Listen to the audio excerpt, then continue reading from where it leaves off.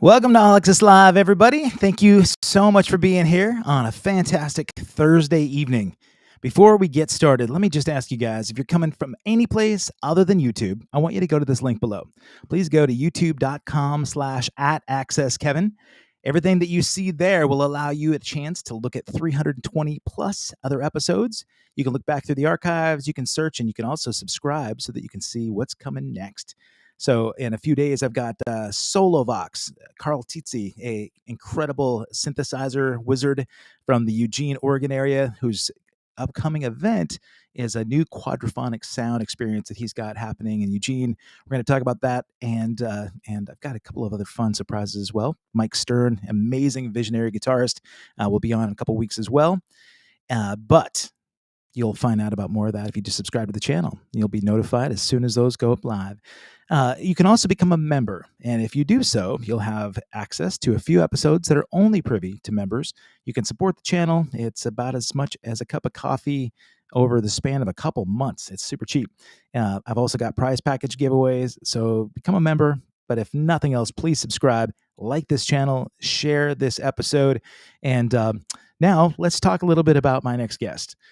If you're from the Pacific Northwest, you undoubtedly know about this amazing band. Dan Reed Network was one of my favorite bands before I ever even moved to the Northwest. And if you ever got to see them live, then you probably experienced the magical wizardry that came from this next gentleman. I've got Kerry Bechtol. Kerry Bechtol, how are you doing, my friend? Oh, there he is. Oh, he's I hit him in the back room here. Kerry, good to see you, buddy. Hi, Kevin.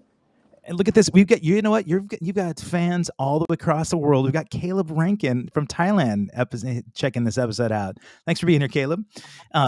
Kerry, dude, you don't look like you've got the rock and roll attire on today. You must have the day off from running lights at a big stage. Yeah. No, I'm just casual today. I'm just casual. Just finished a work day. Yeah, man. One of the drawbacks of the rock and roll life, right? Having to actually pay bills and work when you're not out on the road. That's right. Right. You know, we will get into some of the other acts as well, but before the Dan Reed Network thing was even here, you're a Portland native, is that right? That's correct. Okay, so that's how you got affiliated with some of these other bands that were prominent here. Somebody out there that isn't from the Northwest, I'm sure they probably know Meredith Brooks. "Bitch" was her biggest hit song. You worked with her. Tell me about a few of the other artists that you worked with before the Dan Reed Network.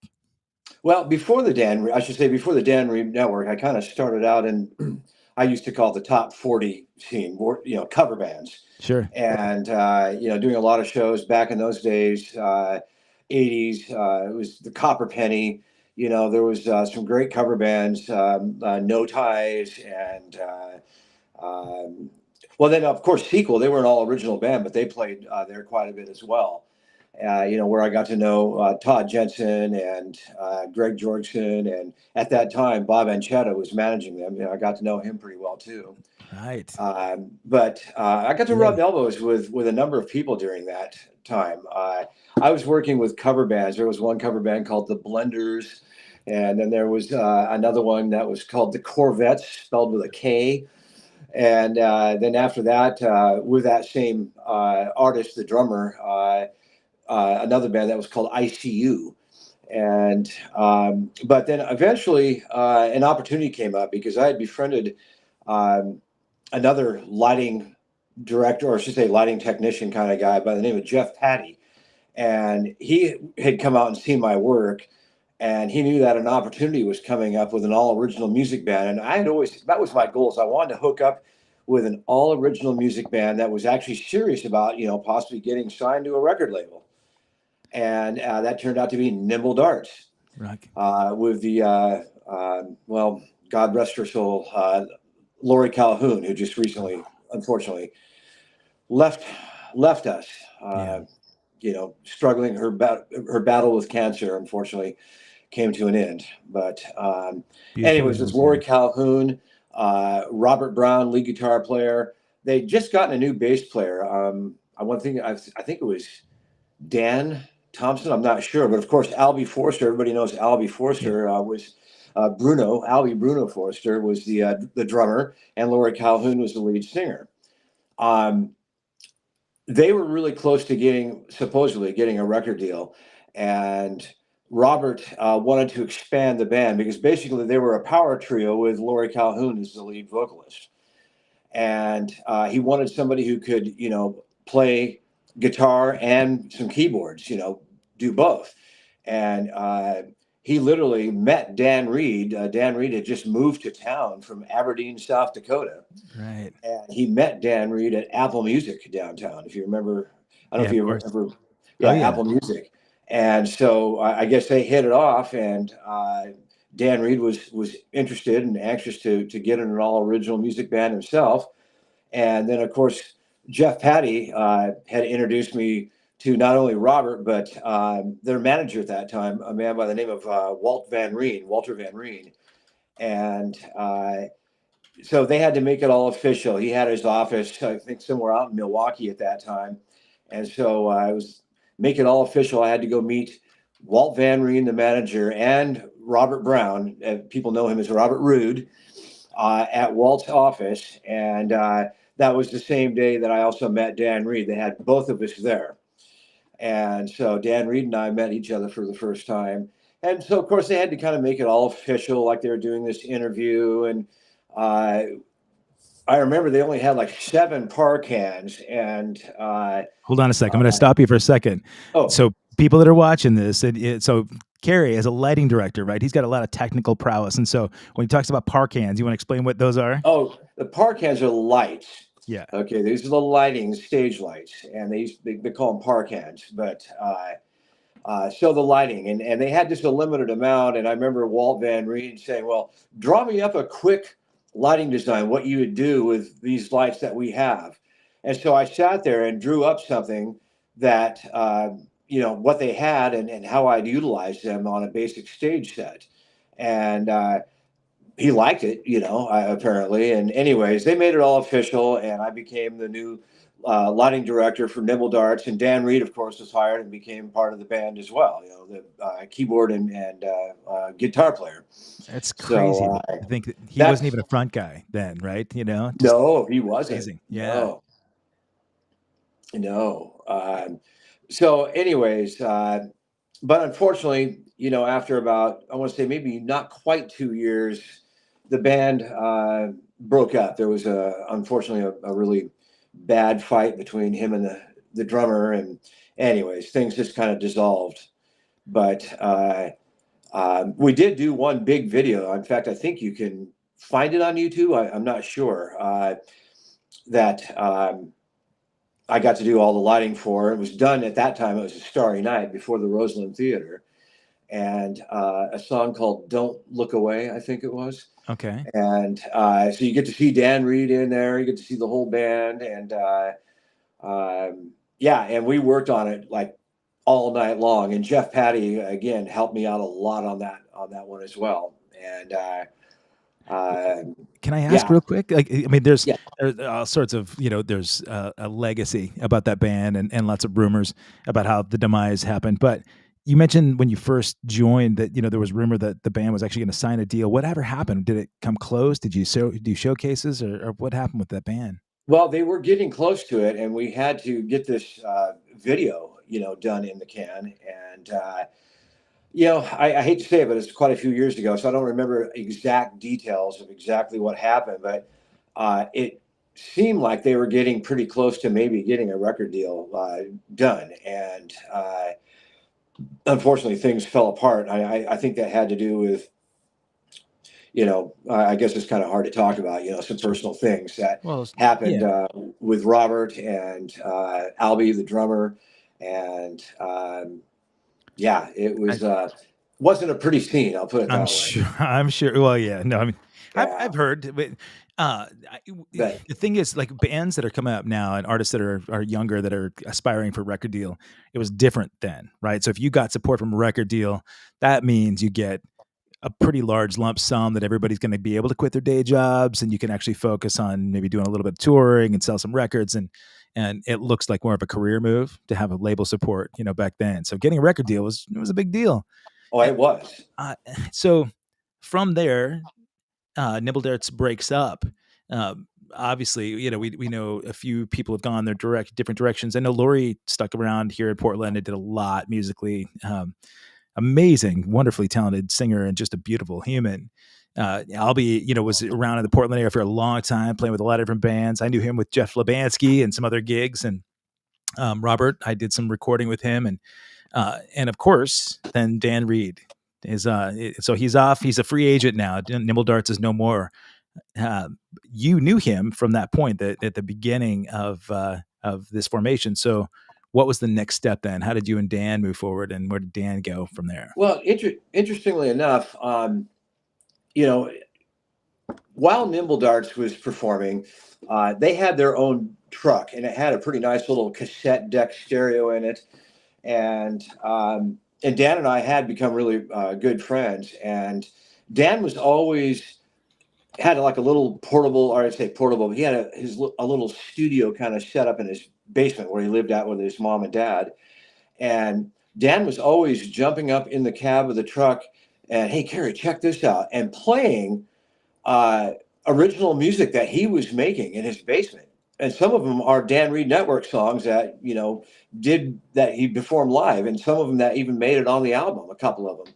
But I always thought, my God, I mean, the stuff that he was playing for me always blew me away. I thought, man, this guy's got something. Yeah, And when the band broke up, he said, I'm just going to go ahead and put my own band together. And he always told me, he goes, and I'd like you to be a part of it, as far as the lighting production. And so it was kind of understood that, Dan was going to put the band together and, obviously work on all the music and doing that part of it. He was really good at keeping like this newsletter thing going to generate fans and to let them know what was going on. And ironically, that newsletter was called The Network, oh and yeah, that's right. yeah, it was called The Network. And so that's what he decided to just name the band after, because he had this newsletter going out for a long time, just called the Dan Reed Network, and as far as getting the band together, early on, the musicians that he first had lined up, Dan Pred was always there as the drummer. Went through a couple different keyboard players before he landed on Blake Sakamoto. He had a guy by the name of Jeff Seary who started out as the first one, and unfortunately that didn't work out. And then the next guy that came along that played with us up until I think he was just about to get signed by Polygram Records, and that's when he heard of and met Blake Sakamoto, and Blake Sakamoto then became the new keyboard player. But Rick DiGianardo was actually formerly a keyboard player in Quarter Flash, Right. and Okay. and I think part of it too. And Rick was a great guy. What a masterful keyboard player he was Sure. too. But he was age difference. He was a lot older than the rest of the guys in the band, even me. I mean, the rest of us, I'll say. Sure. Yeah. And Blake Sakamoto was more in the age group, and Blake is a wonderful keyboard player too. Yeah. He He had the had the look look. too. He Yeah, I had was the gonna look. say, right. Yes. Yeah. I, And at that point too, I mean, Portland, because this you're talking mid '80s, early '80s, right? Like '84. yeah, I'm going to say around that time. Okay. Yeah. I'm Uh, horrible with remembering dates, but no, that's okay. I that's mean, about right. um, looking at the chronology, like Portland, because you mentioned Quarter Flash, and at that point, bands like Quarter Flash, New Shoes had just popped, right? They had blown up, and they were a local band. Uh, I knew, there were other bands from this region. I grew up in Montana, but I knew about a few Portland bands, of course. The Dan Reed Network was a little bit obscure, even though like Dan Pred and Dan Reed were from Aberdeen, South Dakota. Portland was where they were known for, of course, and in the late '80s, um, my college band would cover a couple of Dan Reed Network tunes, but we would play a handful of our originals and we pretend like that was actually, and those were ours too, just because people hadn't caught on to Dan Reed Network yet.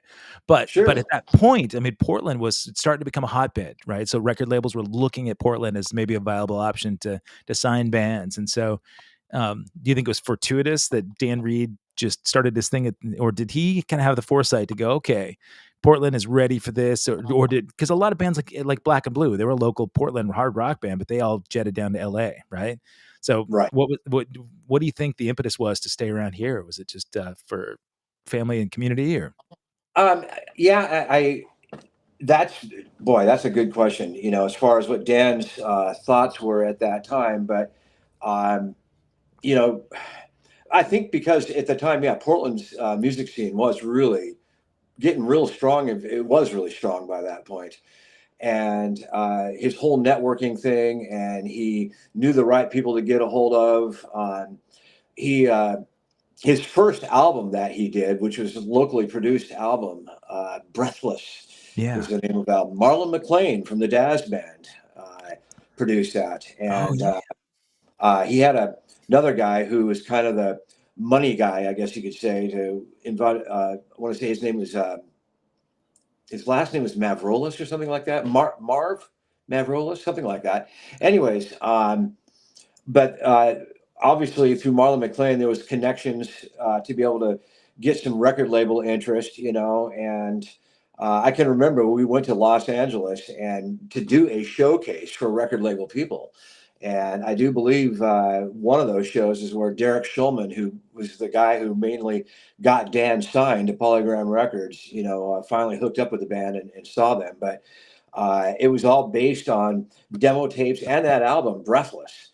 And so I do remember doing those shows in Los Angeles for that. And boy, the buzz was really strong and Yeah. a lot of excitement, I've got that Uh, EP, the Breathless EP, down in my little stacks here. That's yeah. well, do you remember the first gig? Do you like, because Dan had assembled this thing, he wanted you along. Do you remember the first gig that you did with him?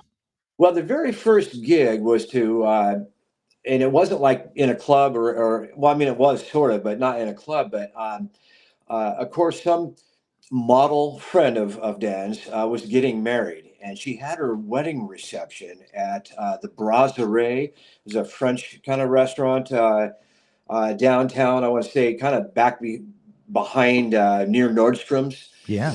in downtown, and literally that was our first debut gig. And Wow. he set it up. And the gal that got married was kind of well known. She was a model, and she was getting married, and had this big reception there. And I remember he got a hold of a lot of the local media, like newspaper types. So I remember at the time, Jonathan Nichols, who was a writer for the Oregonian. Um, I might be mistaken, but I think Margie Boulay was there too, Okay. before she really started kind of getting known on TV. But anyway, so the word got out, and they did a wonderful gig. But that was their debut show. At the Now, of course, Brasserie. Wow. at the Brasserie, there wasn't exactly a lot of room for me to do this, spectacular lighting production. But I did do something, I mean, Yeah. was able to illuminate the band, as it were, and it was good enough. And he blew the crowd away, and he blew the people, the media types that came down to see him. And next thing you know, he's getting these great write-ups. And I think, and I'm not sure, there might have been another gig before that, but I think after that, one of our first debut shows in a real club was at the Last Hurrah. It was a Oh, club really? called the Last Hurrah, which was owned by the Mott brothers, Peter and Michael Mott, and that's when things started really rolling. From the Brasserie Monterey. I'm pronouncing that name wrong. I'm sorry. Anyways, from that wedding reception at the French restaurant to our first, I think it was our first debut gig at the Last Hurrah. And Okay. boy, the gigs started coming in fast and furious because I'll, right out of the gate, the Dan Reed Network was tight, they're polished, and they blew everybody away right out of the gate. yeah. So It's still, I mean, to this day when they play, I mean, I've seen them around the world. I remember seeing them in Wales a few years ago, yeah, and to watch the fanaticism and watch people that are just so dedicated fans, it's yes, pretty remarkable. Dan has that thing, that very few, rock stars have, but he's got the that sort of charisma and magic. Uh, when you're doing those shows, this is maybe like just in our little channel, but I'm always fascinated by the size of production, the amount of stuff that goes into things. And when I see big production, when we do like big shed shows and amphitheater shows, and I look at how much goes into lighting and sound, back in those days when when you guys signed the deal with Polygram and you hit the road, are you taking stuff with you in your trucks, or are you actually using venues, lighting, and kind of working your way around those consoles? well, at first, um, when we had to go out and do our first club type of tour, when we did the first big tour, I was able to take some different, like some what I call augment lighting with me. Some ACL bars. Now ACLs are aircraft landing lights. Oh, They're cool. mounted inside of par cans on a bar of four, and I was able to take a couple of those along with me, along with some other par cans. I was really into doing like floor lighting too, but come into whatever house lighting system they had, see what they have. Okay, do you have any open channels left so we can add a few more lights here and there? And I'd go in and just spice up and augment whatever house lighting system we had that we came across. I bet And you had some pretty sketchy, crappy systems. You had to like oh geez. have two lights sitting on stands and had to work with garbage. Yeah, and I was fortunate that we could that yeah we just had a little Ryder truck, but still there was enough room to bring along a little bit of gear. And the same thing with the sound man Dave Moncrief. He was able to bring along a few different sound equipment type things, amps and maybe things like that, and to go into augment house sound systems. Um, in those early days, I have to say that Dave Moncrief and I always kind of took pride. At least I did. I took pride in that because you'd have the house lighting people and the house sound guys there, and at the end of a show, I always kind of took pride in the house lighting guy coming and goes, "Jesus, that is the hottest. That's the best this lighting system's ever looked." Because I would also take what they had hung up and maybe, well, let's take this one and put it over here. Let's take this light and put it over here. And I would do things that apparently some of these guys never even thought of. And for me, I'm just doing what I knew I needed for the Dan Reed Network. Sure, And I hate to say it, but we blew a lot of places away by doing that. I'll bet. And Dave Moncrief and I always had a little bit of joke. I don't like to put down clubs, for their house sound or lighting systems, but as we all know, you've done a lot of shows like that yourself. Sometimes they're not exactly the highest of standards. I Sure. mean, it has to do with the club's budget and et cetera, et cetera. But we used to take pride in it. And I think Dave Moncrief used to always say, yeah, he goes, well, once again, we come in and we make shit shine, Kerry. Nice. You Yeah. know, uh, because he would just make whatever sound system was in there sound like God. The Yeah. Dan Reed Network just sounded great, blow the crowd away. Same thing with the lighting. Of course, in my mind, I always had great big ideas. What I always wanted to do lighting wise for the Dan Reed Network. And so I did the best that I thought, the best that I could. Well, the best that I could was blowing these house guys away. Yeah. And people thought, my God, that's the best I've ever seen this look. So, Yeah. um, And in but those days, you mentioned the clubs, and then and like how long until you evolved into the larger like theater shows and bigger venues? yeah, I want to say, I think we just had to do basically maybe about 1 year maybe even one summer. I'm trying to remember. I can remember just doing clubs, and it wasn't too long after that. Then they, you know, hooked us up with, opening up for. Well, I can remember we opened up for UB40, and um, the UB40 was, I mean, that was fun enough, I guess, but again, being the opening band, I was very limited on what I could use lighting production wise. Sure. However, I was able to, again, I could bring along a couple lighting bars, and their lighting guys are really cool. And they said, well, sure, Terry, you can do this. And, help me lay out a few floor lights, and so it wasn't bad. It was still pretty good.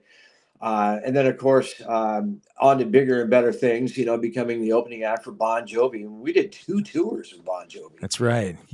Yeah. Was And it the same kind of thing though, where you sort of limited, where they're saying, "Hey, look, man, you cannot outshine John, so make sure you that's, can. You're using a very limited set of lights, and oh, you're yeah, using a quarter of what they get."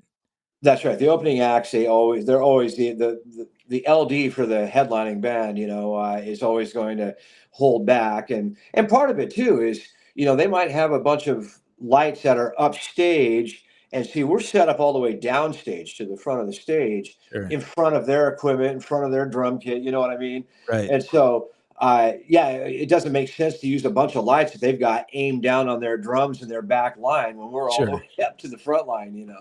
But that's just how it goes. Yeah. No. And Absolutely. but You have but any? still, it was good enough. It was good enough. And uh, Well, let I me would ask say you. that the Bon Jovi shows is really what, uh, as far as especially fans in the UK, it seems like that's what really got a lot of people's attention, more so than opening up for UB40. Sure. But the Bon Jovi shows, I think that was just the perfect mix because, yes, the Dan Reed Network's funky, but they were also kind of hard rocking, right? Yeah. UB40 has got a bunch of laid back Rastafarian college Right. kids, Yeah. and who's this, loud, in your face, hard rocking yet funkin' band? I mean, they got some appreciation, don't get me wrong, but I always Sure. felt like I felt like it was kind of a mismatch. But you have to do those kinds of shows Yeah. sometimes. Well. But when we got out on tour with Bon Jovi, I mean, Bon Jovi loved Dan and loved the Dan Reed Network. The whole band did. They were all great to us, and the crowds loved the Dan Reed Network too. So, especially when we did the European tours and throughout the UK and Germany, uh, I mean, it was really a pleasure to be out in the house, with Dave Moncrief on the soundboard, me on the lights, and watching the reaction of the crowd. Yeah. I'd say the Bon Jovi tours really, really solidified them, especially over in Europe. And And you, by that point, you had already done the Ritual video, right? I believe so. Yes, Yeah, and yes. that was like the first big sort of like production piece that you had done where it hit commercial TV as well. Yes, and I'm glad you brought that up. Yeah, please help keep me on track. Yeah, no problem.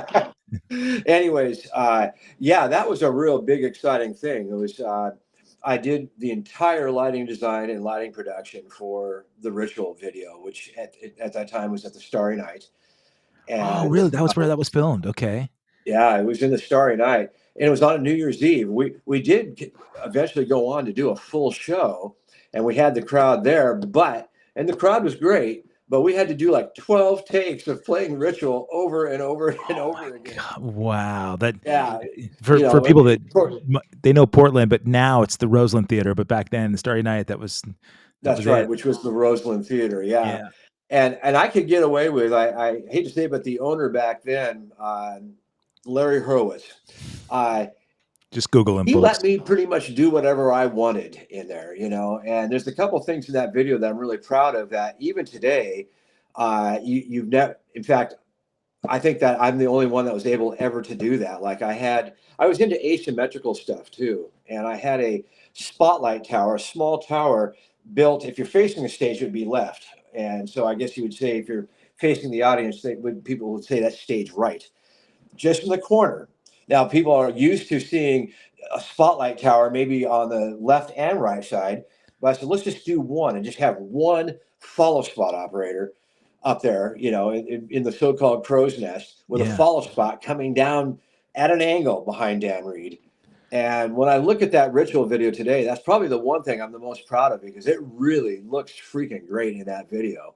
Isn't You it know, great? Like people that don't, they might take that stuff for granted. They know that the yeah. video was super cool. They knew that there's something about it, but those are elements that I feel like, unfortunately, you don't get enough credit for that kind of stuff. It's the magic that people just don't even, they can't put their finger on what it is about the aesthetic. But Oh yeah. I uh, mean, from the front of the stage, a little runway that came out. They very rarely do that at the Roseland Theater, if right, ever. I don't think.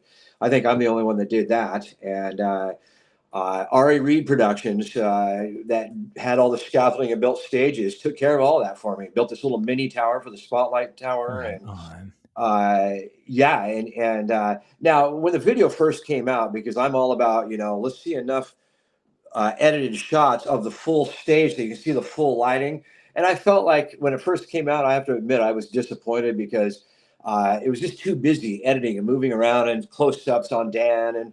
But there is a couple shots of it, back where you can see the full stage. But for the most part, when I look at it today, and especially with that follow spot and the special little runway that you see Dan come out on, that's in the Starry Night, which is now the Roseland Theater. And I don't think anyone has ever been able to have that kind of equipment or build something like that in that venue ever. right on, man. So I'm the only one that was able to get away with doing that. And I think on the ritual video, it looks fantastic. Yeah, it's cool.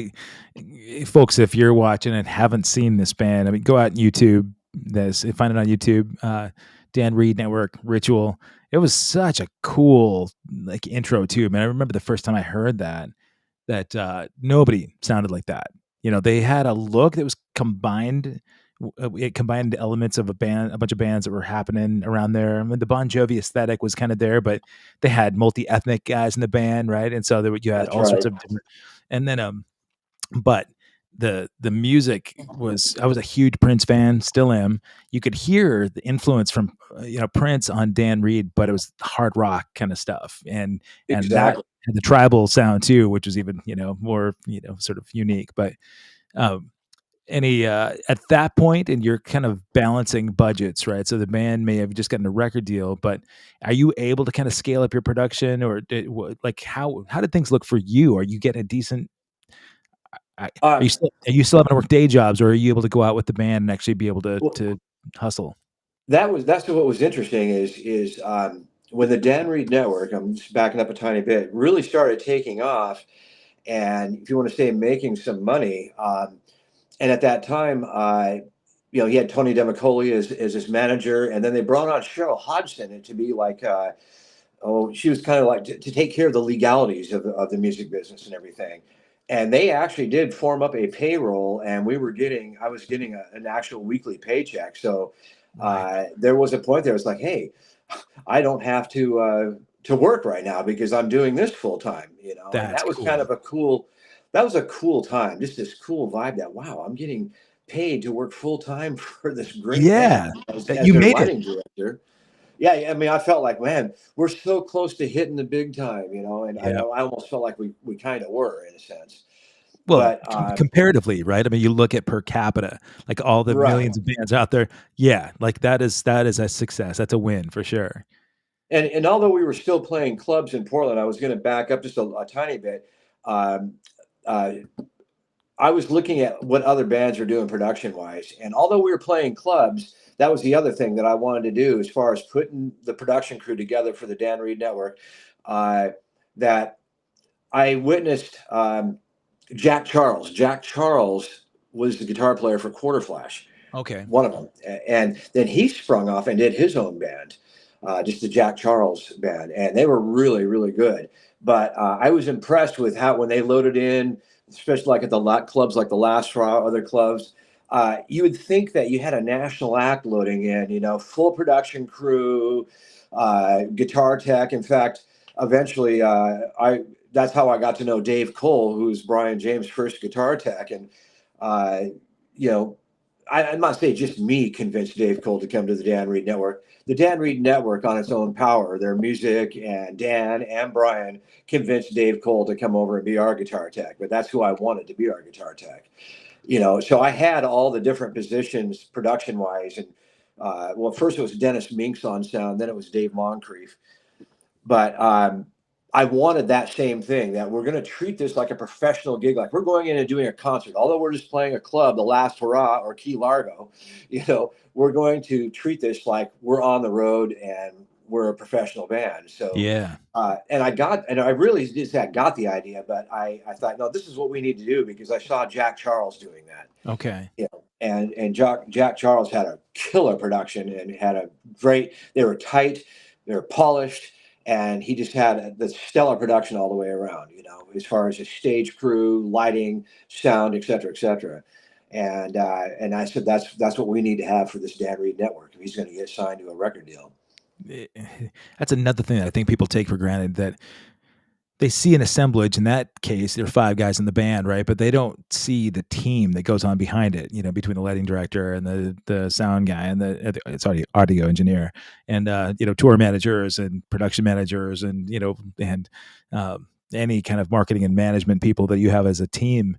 You really had this assemblage of professionals that probably saw the vision, that Dan Reed Network had. And at that point, did you see the community really develop this fanaticism for Dan as well? Was it as supported here as it was elsewhere?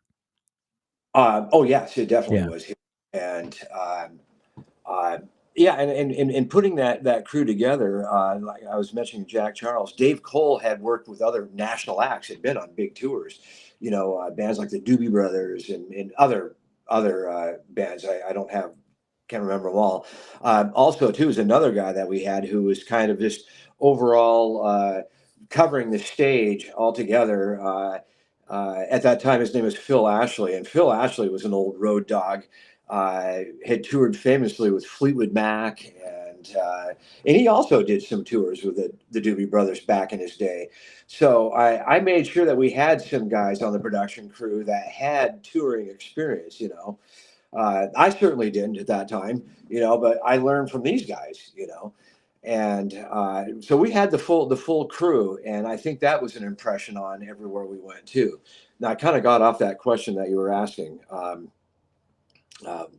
What were you saying? Ask me again. Well, I think you hit it. I mean, I was talking about how the community was really supporting the band, because Yes. I know, like, when you go elsewhere, everywhere that I go on tour, when they find out I'm from Portland, a lot of times people bring up the Dan Reed Network, like, oh man, my favorite band from that era was, and I always wondered if, because I wasn't here in Portland until '94, which was at that point right after the band had kind of taken a long break, but I wondered if they felt like Portland sort of held the torch early on and maintained it.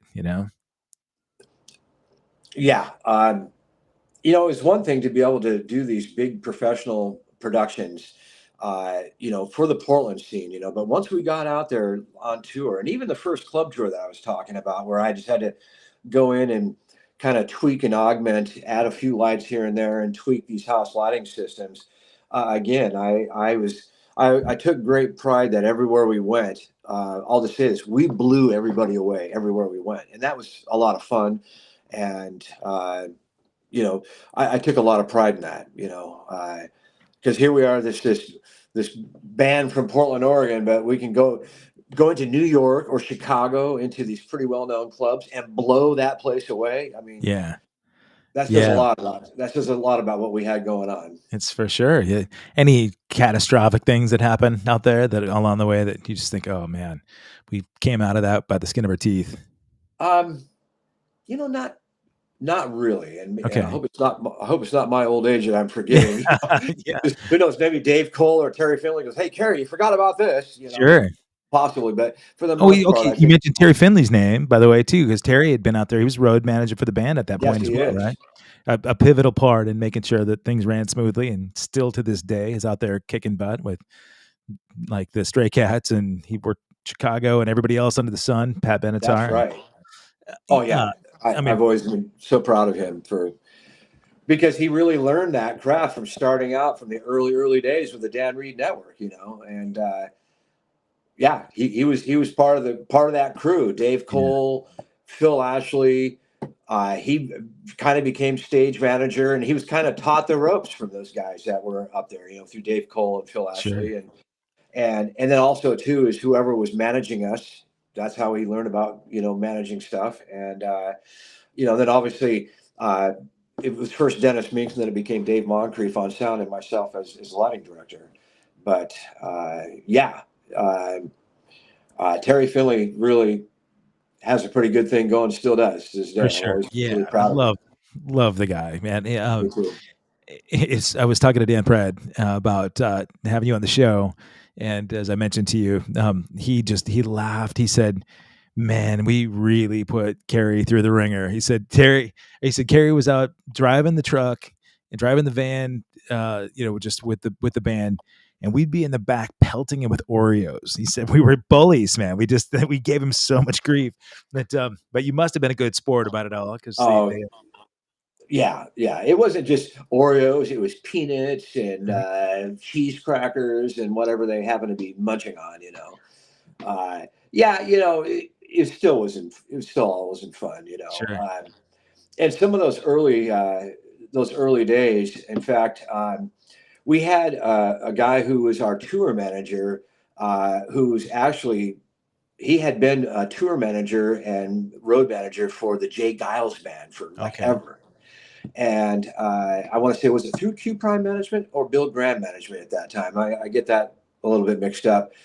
But anyways, he was assigned to be our road manager, our tour manager, or whatever. When we're doing these club gigs. I think that at first he didn't know what to think, but the more that he saw the band and how we operated, the more he loved it. The more he loved this band. And it got to the point where he was introducing the band. He had a really deep, booming voice, and he was introducing the band. And it was great how he was doing that every night. But anyways, getting back to it, when it came to after we've tore down and loaded out, all right. And we have to drive. And I remember one time we had to drive like from Chicago, or maybe it was from New York to Chicago or something crazy like that. And it had been snowing like hell. And on the road, it's just like two ruts to be able to drive in. You have to be really careful just to keep the van navigated in those ruts, in the snow. Um, Supposedly, we were supposed to take turns driving. I would have likened to have gotten a wink of sleep too. Uh Never happened. He always, huh. oh no, no, Kerry. He would curl up over the passenger seat like this and go to Oh, sleep. And so I would be the one driving all freaking night long, getting into the next city, and I'm not going to get any sleep. I've got to get to the venue and get lighting production going. right. Yeah, But you're there earlier than most, right?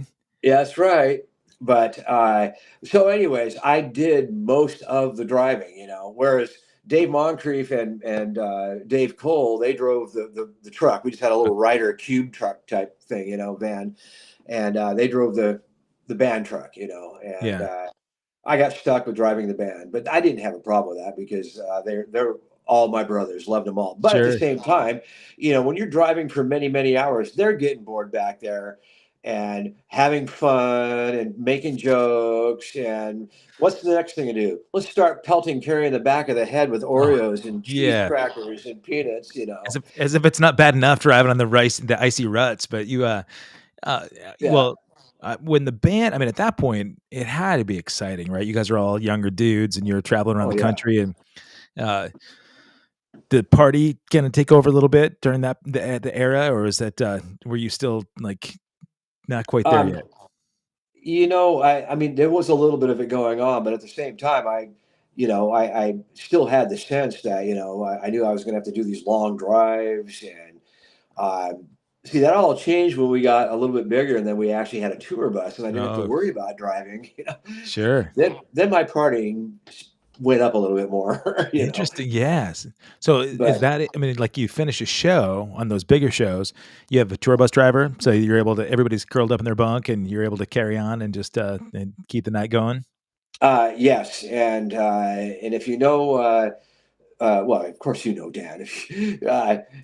No, all of us when we're together on a tour bus, yeah, you're not getting to bed anytime soon. It's it's a party rolling down the road, Just playing until Scrabble and eventually, just reading out of the dictionary, right? Just yeah. yeah. Uh, who would you have said would have been like the wildest, craziest dude in that group? Hmm. How about the most sarcastic or the who's the jokester? Well, they all could be, but when Dan Reed and Dan Pred got going, they could get each other going, and Yeah. could be pretty insane. I see. I Uh, just picture Melvin being the guy that just like would have been just like the goofiest well, and yeah, Melvin had his moments too. Don't get me yeah, wrong. yeah, Yes, but still, regardless, I'd say the two Dans were. yeah. It's funny. Dan Pred is the only one of the band that has not done the podcast here, and Dan, I would consider my best friend for the last 30 years, and he insists that he just does not need to be on camera. And I don't know if he doesn't want to incriminate himself, so I won't incriminate him here And I'm unless not going to incriminate him unless either. you want to. But no, but yeah, but the party thing is funny, 'cause, I, because Dan and I have been dear friends for a long time. When prior to joining A Flock of Seagulls, I was doing an Animotion gig for like 15 years. And I was so excited about some of the venues that we were playing. And to a beautiful credit, Bill Wadhams, the singer, brought Dan out to sort of document and shoot this event we had in Mobile, Alabama. To get into Mobile, you flew into New Orleans first, right? And so it happened to be around the time of Mardi Gras. So Dan Pred came down and he and I took over New Orleans for Mardi Gras. And um, he documented a lot of that trip on video, which is a good thing because that's the only way I would remember most of the things that happened on that trip long before I got sober. So um, I I think I don't know. He's remarkable that he's been able to. He seems to really have a good sense on um, staying normal. He doesn't get carried away, which I couldn't figure out because that's just not my mo. Like too much is never enough, for me. And but I applaud. I mean, and I'm inspired by that guy. He's a big reason, really. I started even doing this podcast. He's always inspired me. Kind of want to step out of my zone, but as an entrepreneur, that guy. I was a huge, huge network fan and a huge fan of Dan Pred long before I met him. And when I first moved from Montana, I was looking for any members of that band. I went down to get some CDs made from a band that I was in, and the guy at the counter said, I said, whatever happened to the Dan Reed Network, man? And he said, well, drummer is right here, working here. And he cut his hair and he was working a day job. And I was so disappointed that I thought for sure he had to have been, swooped up from some international group and he's like living in the Hollywood Hills. But nope, he was working a day gig. And thank God he was because he that day we went to lunch, he invited me over to the house, and I could see that he really took the formative years of the network and those inspired him to want to start a video production company. All those music videos that they did with the network then turned into him this many years later having a incredible thriving video career. And it's remarkable to see what he's been able to do and balance family and music and video. So, with that being said, those kind of balance things, right? Where you're balancing your job as an LD in the band, and at that point, kind of wrangling cats and driving the truck, and you've also, you weren't married at the time, right? Oh, no, no, no. Okay, all right. Oh no, he says vehemently. Yeah, was it?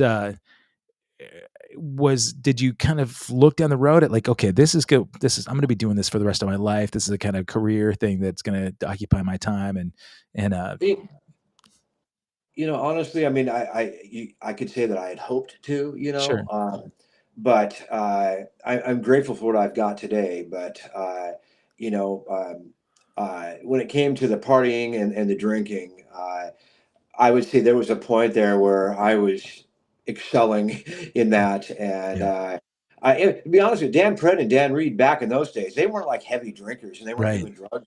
like that. They're just wild. They were just Yeah. wild anyways. They didn't Sure. need it, Yeah. you know. They came from South But Dakota, right? Man, they have, they're stretching their legs in a new environment. yeah, but I had taken my drinking to the limits, you know, Mm. and like I said, I finally had, if you want to say, hit my bottom in 1997, and then that's when I finally got sober, and I have been sober ever since, you know. 97. That's a But long time, man. Good job. I don't like to look back and say, well, what if, Mhm. you know. Um, I look at other, well, like one of the lighting directors that I really, and designers that I really look up to is Roy Bennett. And if anybody doesn't know who Roy Bennett is, Roy Bennett was Prince's lighting director and lighting designer. Roy Bennett is huge today. A lot of big tours that you see today out there on the road, uh, there's a lot of them that Roy Bennett has a hand in their lighting design, you know, one way or another. And, you know, obviously I didn't take that path. I'm sure I would have loved to have, you know, but I'm grateful that I'm able to do what I'm able to do today, you know, and I'm glad that I quit when I did and I got sober when I did, and Well, that's yeah. why. Had you not, would you still be able to, do you think? What's that? I'm sorry. If you hadn't quit drinking, would you still be able to go out on these No, tours? No, okay, yeah, I mean, I don't think I'd be here, to be honest with you, Kevin. yeah, yeah, I would probably be dead, you know. yeah, But you know, that's what's so gratifying, especially when the band got back together after, we'll say, 30 plus years. Um, that Dan Reed still wanted me to be a part of it and still head up the lighting, you know. yeah, And what an honor it was that he wanted me to come back over to Europe when they did the tour with Extreme, you know, here right, back, you know, around what, 2018, 2019, you know. yeah, And what an amazing experience, again, to go out and do that completely sober. Had a great time, uh, and was happy to say that I still have the chops, as it were. You know, yeah, when no, you because technology changed a lot between the time you had done before, like, were you bringing gear, or did you have to learn a whole new system at this point? well, actually, when the band got back together, and it looked like I was going to be going out and doing, you know, a pretty big tour with them again over in the UK.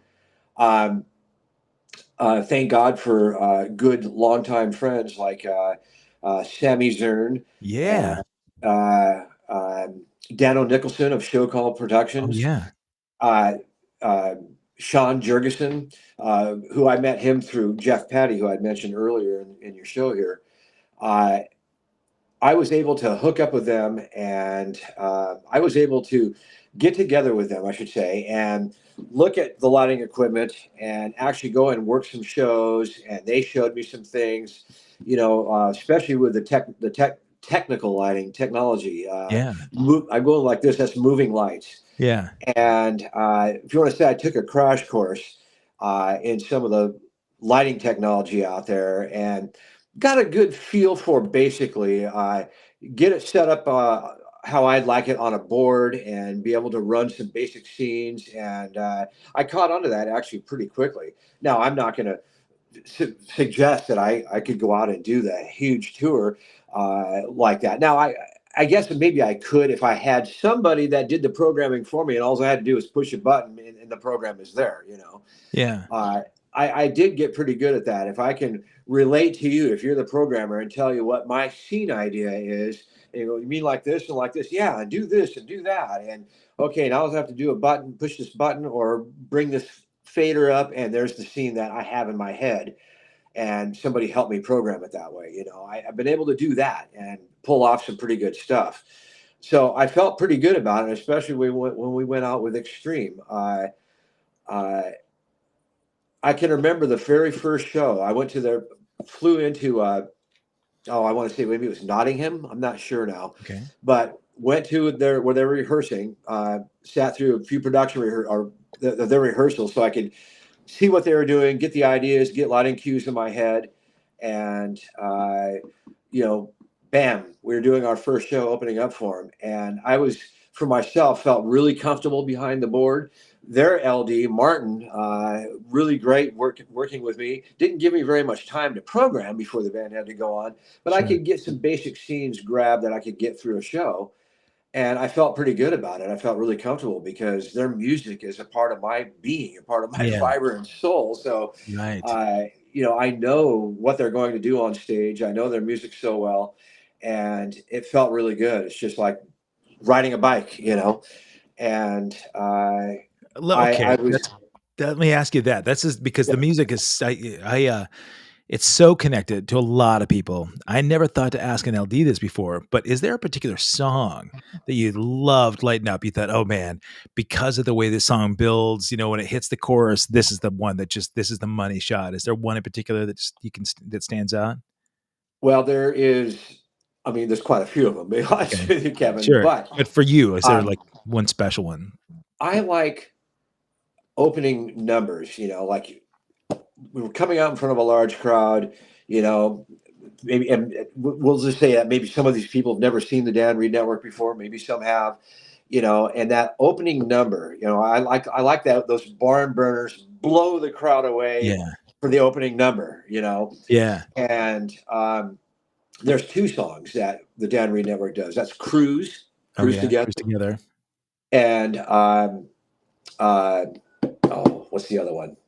I'm blanking out on it here. I'll think of it in a minute here. But uh, Resurrect, Oh, right. Yeah, Resurrect, huge. and he sometimes has swapped it up, but those are both epic opening numbers to really get a crowd going.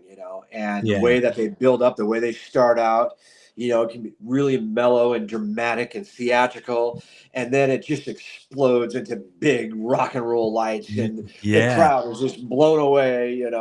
I love those kinds of songs, obviously, and uh, and especially because of the impact, because Yeah. Right. I'm out there in the house with the audience, Yeah.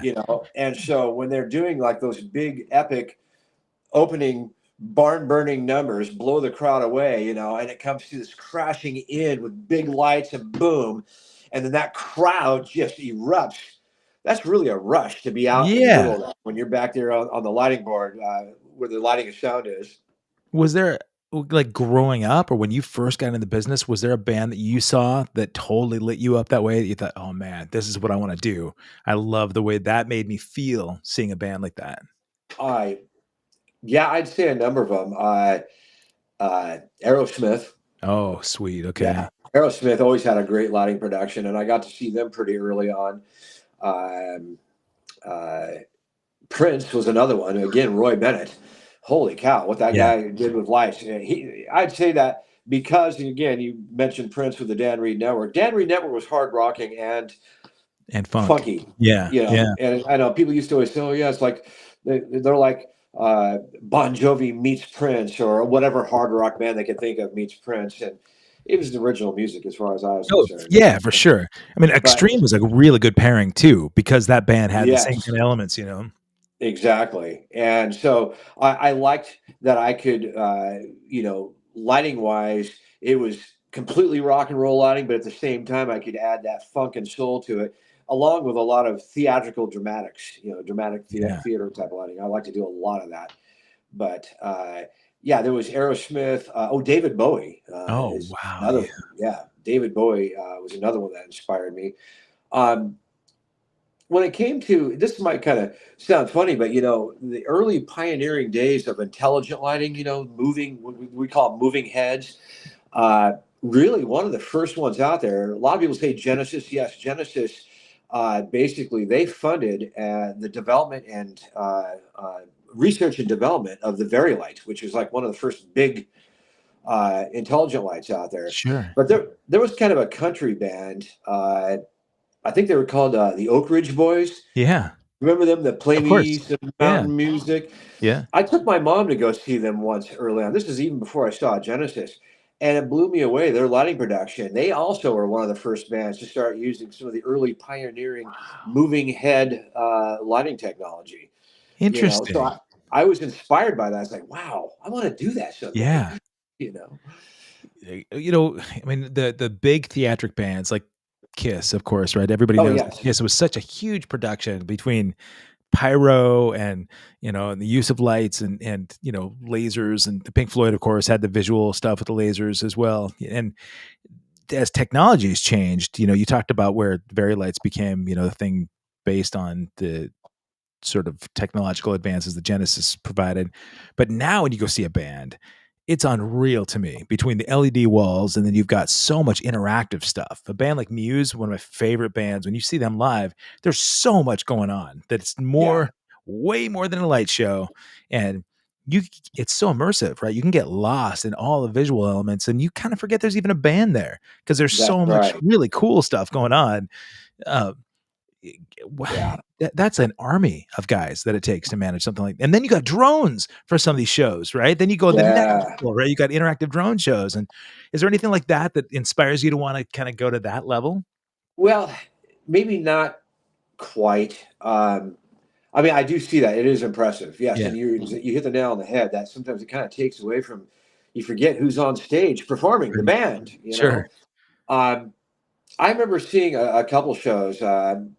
Nancy and I went to a show in Las Vegas called Rock the Vault, and Yeah. it's got a bunch of different musicians from well-known bands that play in it. And anyways, and the show was at it's at, what's that hotel that that It was Elvis Presley was famous, that he did his long Caesars. time. It did Planet Hollywood for a little while too. Raiding the Rock Vault is what you're talking about, right? Yeah, yeah, yeah, Yeah. yeah. Yeah. A Flamingo. But I believe so. Yeah. In like I said, it's in the old hotel that Elvis Presley played for years, Yeah. before his unfortunate passing. But anyways, I like the combination of that LD for that show of using moving lights and some LED display walls, Yeah. and then what I call old school lighting. I was really impressed with that. He still likes to use the old aircraft landing lights and Mm. stationary, non-moving lights mixed in with technical lighting, Yeah. And I said, now that's the kind of shit I want to do. Sure. That's what Well, I and want to do.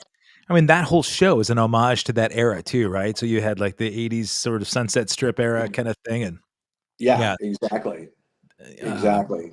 the the visual elements. In February, I went down and saw U2 at the Sphere, and that's an example, right? They had full stage lighting on stage, but the screen, the fully surrounding immersive screen, is what kind of is the show. U2 was there, but they may as well not have been because you're focused on all the other stuff going on in the screen, it was awesome. It was a really cool experience. I really feel like it's going to take the concert experience over, because I know that they're building multiple spheres and it's becoming another kind of event. But I think shows are borrowing from it, to even get more of that kind of experience, because the people's attention spans are shorter these days. Yeah, Everybody they're used to TikTok on their phone, but if it's not they're capturing their attention in 2 or 3 seconds, then they're on to the next thing. And that's that's kind of right. what those screens do. They just take over. But I, where do you feel like Kerry Bechtol's next steps are in terms of the lighting in the music biz? You waiting for Uh, Dan Reed Network to get back out on the road again? it would be wonderful if I could do another tour with the Dan Reed Network. And I'm being realistic here. I understand about, budgets and all that kind of Sure. stuff. I know he talked about, hopefully the band is going to be on tour back in the UK. Like, I think he was maybe projecting somewhere around the fall of 2025. Uh, I would love to be a part of that, but certainly understand budget too, Yeah. because it's all about an affordability, But you just don't wanna but go out no, for free? yeah, but obviously I would, I would love to do another tour with the Dan Reed Network. And uh, it's been a wonderful experience to be able to, like I said, after 30 plus years of not really being involved in lighting. I have my own appliance repair business, so I have that going, but at the same time, uh, you know, my art, that's my art. My instrument, is the lighting console. Once Yeah. I have all my lights set, that's my art. And I'm really at add a hole with myself and everything when I can't actually do that, more than Yeah. anything in the world. And so, yeah, I would love to have another opportunity to be able to go out on tour again. But yeah, and as far as, and I understand that, I have a lot of ideas in my head as far I as what bet. I would like to do lighting wise, but lighting equipment, just leasing and renting lighting equipment, it's extremely Oh, expensive. When crazy. you see some of the productions these bands have, that stuff's not cheap, man. That's No, expensive. I know. You I don't got know to how have you can afford it.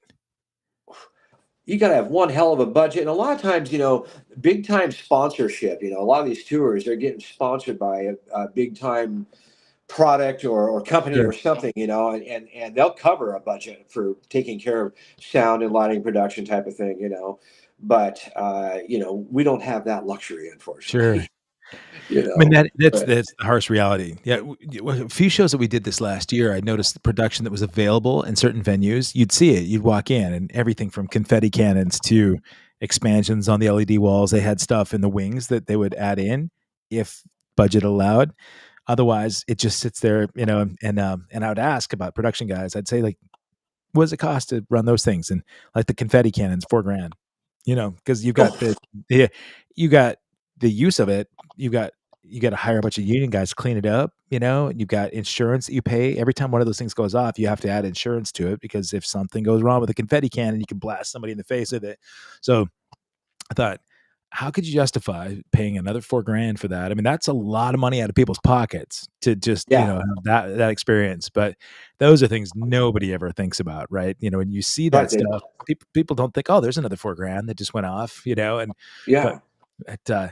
when you see a show like Super Bowl or one of those events that's just a massive production, people don't even realize what goes No, into no, that. people don't. I mean, the cost of that production, especially the Super Bowl halftime shows, Like how one they've of got to just wheel that out there and have it all up and going and then take it off oh my right? God. Yeah, I'd say that means that even if the production could just stay in one place, that's one thing, the cost of right, it. But the fact that it has to be moved on and off, that like quadruples the cost of it, right? right.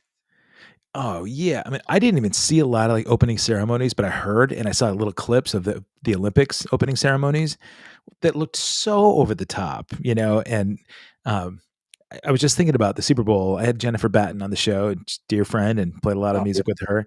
Her Yeah. show her she had talked about the Super Bowl that, every like, 1 billion people watched that live, right? That was, like, the first time that 1 billion people had watched anything on TV.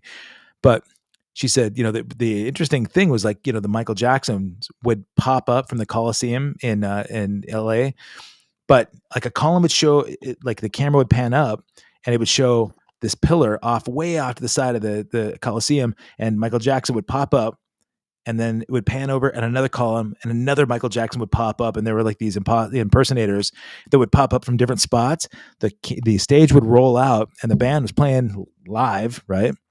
Yeah. Not, there to a track, but that the drummer Ricky Lawson, I think, was playing drums on that one. She said he gets out there and somebody had moved a stick bag. So he's out getting ready to play. They do their big hit and no sticks. He has no drumsticks. So she said, if you zoom in and you watch on YouTube really close, you can see he's air drumming, swinging where his sticks were supposed to be, acting Yeah. like he's hitting the cymbal. Can you imagine the panic of all the things you prepared to get ready, and you're out there in front of 1 billion people, and you're left there with your pants around your ankles, just Oh, I forgot my drumsticks. yeah, yeah. Well, I think somebody had taken like a stick bag and moved it away from the kid, and so when he runs up on stage, sticks are gone. Oh God. Can you imagine? Yeah, yeah. Yeah. And no nightmares like that. Any production nightmares that you had that just made you kind of think, well, maybe Oh, I well, speaking of production nightmares, no, I mean, I have had some missed things that have happened. Uh, blackouts on stage. well, yeah, or because I can remember that actually it was just one and only one show that we were doing with Extreme, and I was afforded a couple follow spot operators, and I've got them on headset. Okay, and I don't know what the hell happened because, like I said, there's not a whole hell of a lot of prep time Sure. beforehand. So I get the headsets on, and one of the follow spot operators. First of all, I've got the headsets on, and they can't hear me, and I can't hear them. So Oh, something's wrong. So I've got one of the house techs. He's running and tracing a cable back to find out. It turned out it was a bad cable, but trying to get that issue resolved. But what blew me away was this one LD. I mean, one of the follow spot operators, and I didn't give him the cue, and I was yelling as loud as I could. In fact, I can remember I was getting hoarse in the throat. But in the venue with the crowd, he couldn't hear me because he's up like in the yeah. balcony, right? He just decides to go ahead and turn a follow spot on because he sees the band is coming on stage and they're starting. Dan, I think, is starting a vocal. What does he do? He shines the one follow spot. The other follow spot operator, I think, had enough sense. He didn't turn his on.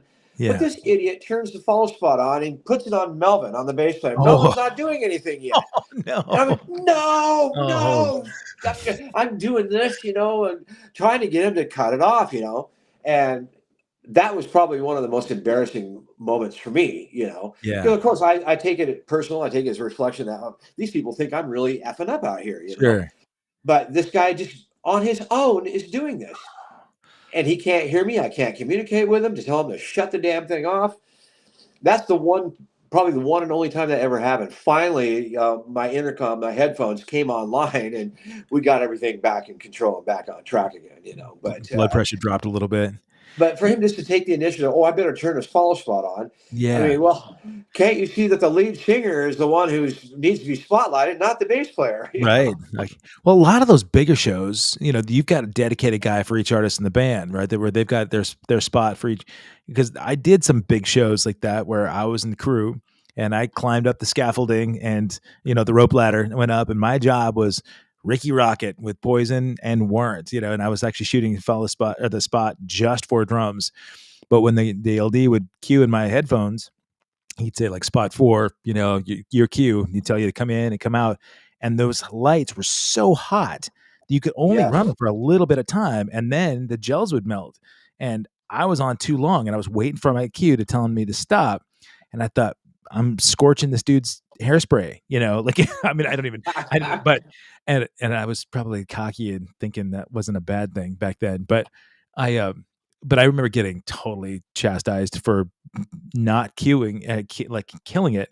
But he was telling the other guy, I think I was like number 4 or whatever, and he's saying 4 off, and but he was supposed to tell me 4 off, but he was actually telling like 5 or something. So I'm not hearing my cue, so I'm not turning my spotlight off, and I was on way too long. And then the risk was not only am I on the wrong guy for too long, but the gels are going to melt too, and you've got these fried lights, right? So did you bring that kind of stuff with you, or was this in house that you'd show up and they'd say we've got this many dedicated lights to be able to use for, your band, or were Oh you yeah, bringing your yeah. spot? As far as if you go into what's considered a union venue, you've got union follow spot operators, and all you have to do is give them a list with well, depending on, there was Roscoe and then there was Lee. Those are the two companies that make gels or the color filters, if you will. Yeah, And I like to use the Lee filters a lot. And so let's say they've got, I think it's like 6, no, maybe 4 to 6 frames that they can pop in and out. yeah, You give them the list, 1 through 6 of what colors you want, and you give them the Lee filter number. And see, they have all of it there. So they just okay, get those already. That's part of their job. So they get that's the follow cool. spots ready based on what I want in, Sure. in, the, in there. But I didn't have too many of those problems you know, didn't really. Most of the follow spot operators that I dealt with were actually always really, really pretty good. And Yeah, like I said, even the guy that just took the initiative to bring the follow spot on when he did not get a cue, once the show got going, he was a good follow spot operator and he paid attention to my cues. yeah. Well, he could hear you at that point, right? So that's Yeah, good. exactly.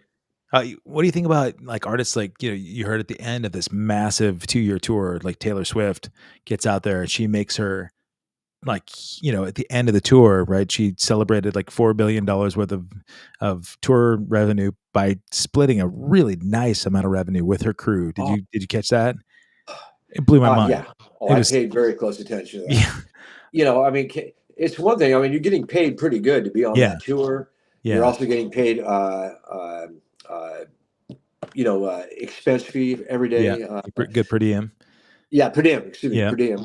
And then so you've done pretty well as far as what you're getting paid to do the tour to begin with, and at the end of the tour, I understand that the lighting and the sound directors, head ones, she gave them like $100,000 bonus, Yeah. and then everybody under them got like $50,000 bonuses. Holy Let's cow! I've never heard of that before, but yeah, I did hear about that. But Yeah, so that's it looks like just for her, the dancers, riggers, the sound techs, catering, and truckers, she paid out over $55 million to her. yeah, Yeah, that's unreal, man. That yeah, each of the workers got over six figures. How yeah, cool is that, man? that's cool. She's somebody I think that's a very very humble person. She practices a lot of humility. She Yeah, understands that without them, her show. I'm not saying that her show is nothing, but it really is a sure. lot of her show, Well, if and it, she that's just just came out with really it with no lights and no crew, yeah, it's a much different show. Yeah, yeah. And so she's really showing her gratitude that this tour would not be successful without you guys. This is what yeah. I want you to have. That's incredible. Well, so you talk about gratitude and humility, and that after that big amount of time off, Dan Reed brought you back. He said, "I want you back here on this thing." Prior to going, when the band had sort of taken a long hiatus where it looked like they were never coming back again, and you mentioned, the party was a big part of your life. Do you feel like you were able to come back? Was there any part of like your like drinking that got in the way and maybe affected relationships that you could come back and remedy after you came back? Um, that's the thing I have to say that I love about Dan and all the guys in the band Yeah. is, it's kind of interesting because by the time, if you want to say I was getting close to, uh, well, when the band broke up, yes. When the band kind of broke up, I mean, I was kind of to the point of drinking myself out of the business, anyways. Oh yeah. Uh, so it's kind of interesting how that timeline worked, and I didn't really try to get back out with any other bands. Like I said, I eventually got sober in September of 1997. That's when I finally said, okay, that's it for me. I'm not doing this anymore. And I Happy haven't, birthday. by the grace of God, Happy and birthday. That's a huge. I guess for me, because I know that there was maybe a couple shows there in the end with Dan that I seem to remember Dan asking me. I think it was a show that we actually did at the Paramount downtown, which is now the Arlene Schnitzer Concert Hall. Right. Uh, that he asked me, he goes, "Are you drunk?" And I wasn't like shit faced because I needed to do the light show, but Yeah. apparently I was inebriated enough that he kind of noticed something. And believe it or not, that sticks in my head to this day. Oh, I believe it. I've got a lot of those memories of my own. Yeah, for sure. Yeah, and so for the fact that he reached out to me after all these years, but at the same, I had been seeing Dan when he was on his solo, when he was coming through town doing his solo stuff, Yeah. and so Dan knew that I had been sober for a little while, Yeah. and that's why it was such an honor for him to reach out to me and say, I really want you to do lights for us again, Well, and it says a lot about his acceptance, and he openly, talked about his path too to, kind of turn his life around. I mean, he had when he had a solo thing and ran home, and things got a little crazy, and he talks about being a dad really humbling him. I mean I appreciated his vulnerability, in talking about it. And the same thing with you, man. This is real stuff that people go through, and yeah, sometimes it's uncomfortable to talk about, but being able to come back after that amount of time, it says a lot about Dan, and forgiveness and acceptance. And it says a lot about you, man, turning, what could have been your demise into something that's a redemption story, which is to me, ultimately, this is something we can celebrate in a huge way.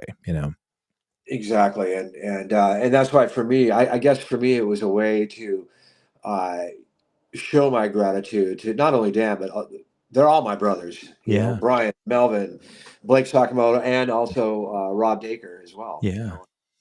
That And Dan Pred. and Dan, probably especially Dan Pred. Yeah. Uh, love those guys. I Yeah. mean, they're family, they're brothers. But to be able to get back out on the road after having some years of sobriety under my belt And I'm not saying to pick up where I left off, but yeah, in some respects, it's like because I know their music so well, and Yeah. to be comfortable with the lighting board and just nailing these lighting cues on their Yeah. music. In some respects, I felt like I'm doing a better job with this now than I did back in the final days when I was drinking. You You know? know what? I mean, who it would make complete sense why you would, right? Because Yeah, there's more than just rhythm and, some sort of cognitive, like attention that you're paying, but there's also, the depth and planning ahead and sort of mastering this stuff, like flying by the seat of your pants on stage that wouldn't happen if you're a little foggy, right? So yeah. you've cleaned out a lot of brain cells in a good way, for this. It's awesome. Yeah, and so therefore, I feel like I can be more focused, on what I'm doing, lighting cue wise, and really getting into the music and feeling it because that is my musical instrument. The Yeah. guys are playing their Yeah. instruments on stage. Sure. Hey, I'm rocking out back there on that live board. That's my Yes, instrument, yes, and sir. I'm doing my art back there. Yeah. Um, and I'm not trying to pat myself on the back or anything like that, but I'm just going to say it feels gratifying and good, especially after that first show opening up for Extreme. I'm going to say I think the first show was in Nottingham or something like that, Yeah. and I was, for me, I just said, "Wow, man, I'm really comfortable on this light board. I'm nailing these cues." Their tour manager, production manager. He's also their sound engineer, this German guy, Frank, but he's also a fan of the Dan Reed Networks. And their lighting director, his name is Martin.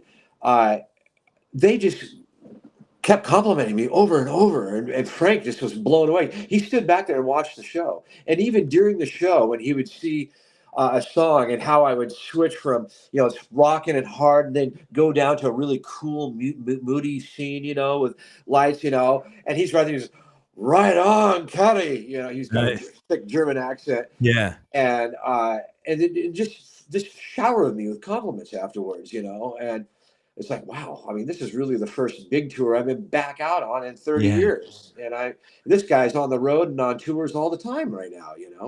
You bet. So I felt really good about that, and I love lighting, and if there was an opportunity to get back out and do it again for the Dan Reed Network, you bet I would love to do it. Yeah. Uh, I said I've always had these big production ideas that I'd love to do, and maybe haven't been able to quite do it, But like what Dan said, one of the reasons why he wanted me out on Extreme is because he knew there wasn't going to be a lot of time for programming, and he knew that I've always been good at just grabbing whatever's there and make it look good the Yeah. best that I can, anyways. Yeah. Uh, well, I mean, that ties into, you talked about, that your art and the passion you have behind it. One thing that I'd like to ask folks on the show is, at the end of your time, when Kerry Bechtol's looking back over his life and you're summarizing the things that were valuable to you, what is it that you really want your legacy to be? What do you want to be remembered for? Well, I guess first and foremost, a good and loving husband to my wife Nancy. Uh, but you know, yeah, to this day, it's nice to be known, and I've had people say things that your lighting productions were always right there at the top, Carrie, and I would like that to be my legacy, and that I was good at it and successful at it, and that if I can still go out and do it. By God, Yeah. but just to be remembered. Gosh, that's a tough one, Kevin. There's so Yeah. many things, uh, obviously I've been sober for a little while, and I plan on continuing to be clean and sober. And I just value, I cherish the people in my life, and I try to practice life with humility, and try to keep the arrogance and pride out of the way. I have to say that I think there was maybe a little bit of that, or quite a bit of it going on back in those days Sure. when it looked like the Dan Reed Network was going on to be big rock stars. But whatever experiences I've had up to this point, it brought me back down to earth. It taught me some humility, and I'm grateful for every moment that I get, and especially the opportunities to get out and with the Dan Reed Network to be a lighting director again. Yeah. And it's very gratifying, and to run into that was the other thing too, especially in the UK, running into fans that still remembered me. I'm just a lighting guy, Yeah. remembered me, and I'm friends with some of them and still stay in contact with them. So uh, yeah, as far as my legacy, that I can't say a great lighting director because I didn't stick with it, but that I can still go out and do it. That I'm a loving husband. That I care and love all and cherish all my friends, and yeah. Yeah, that's beautiful. Well, I mean, to that end, happy anniversary. Got a big anniversary tomorrow here. 15 tomorrow. Tomorrow, Nancy and I, 15 years ago. Happy anniversary to both of you, man. She is a sweet, sweet lady, and Yeah, I'm glad she got to share you with me for an hour and a half. So, uh, yeah. man, Oh, Kerry Bechtol. she was excited about this. She's at work right now, so that helped it too. So Yeah, well, you'll have to give her a squeeze for me, and for all the network fans out there that maybe got to know Kerry Bechtol back in the day. Dude's still here, kicking butt, man, and ready at the helm when the new network album comes out. I know they're in their studio recording right now because Mr. Dan Pred is recording drums on mine. He's got my drum kit out there doing it with yeah, Rob. But uh, folks, go back if you watched this and you hadn't been familiar with the band. I implore you to go to YouTube, search out the Dan Reed Network, find the live shows. So many cool, cool shows. There's a I live, might add a yeah. lot of. There's also a lot of live shows that they've done in Europe that I unfortunately was not doing lighting on, and so I'm not going to take credit for those. No, But but you could take credit for a lot of the stuff that was in the Live at Last album, the DVD that came out, yes, right? Because I know that all that footage was amassed from times that you guys had shot together. So yes, if you find that stuff, you guys, that's a good one. and the Kerry ritual Bechtol. video. The ritual video is like I said, that was a pretty big lighting production. Okay, well, so what I'll do, But if you go to accesskevin.com, you'll find the episode archived there. I'll embed the ritual video so that people can see what he's talking about. Get out there and see some of Kerry Bechtol's magic. 5-Star Guitars, dude, thank you guys very much for supporting the show. And for those of you that came over from the Networkers channel, I appreciate that. It's really great to see you guys support. On Instagram, I see a bunch of you guys there that you left comments that I missed early on, so thank you for that. And everybody that's been here, if you got here late, make sure that you go back to the beginning. A lot of fun stories that Kerry Bechtel shared about the early days of the Dan Reed Network. Next week, Tuesday, Carl Tietze, otherwise known as Solovox, is going to be on the show. I'm going to talk about a lot of stuff that he's done. A brand new cool quadraphonic sound production that he's doing for the Floydian Slips, a tribute to Pink Floyd. And forthcoming, we've got Mike Stern, visionary guitarist, who you probably know from his days with Miles Davis. So thank you for being here, Kerry Bechtel. You're wonderful. And folks, thank you for being here as well. I look forward to seeing you soon. Make sure you subscribe to youtube.com/@accesskevin. The link right there. And it's over on Kerry's side over there. Subscribe to the channel, youtube.com/@accesskevin. And Kerry Bechtel, dude, awesome to see you, man. I miss you. awesome to see you, Kevin. We'll see you each in person soon. Yeah.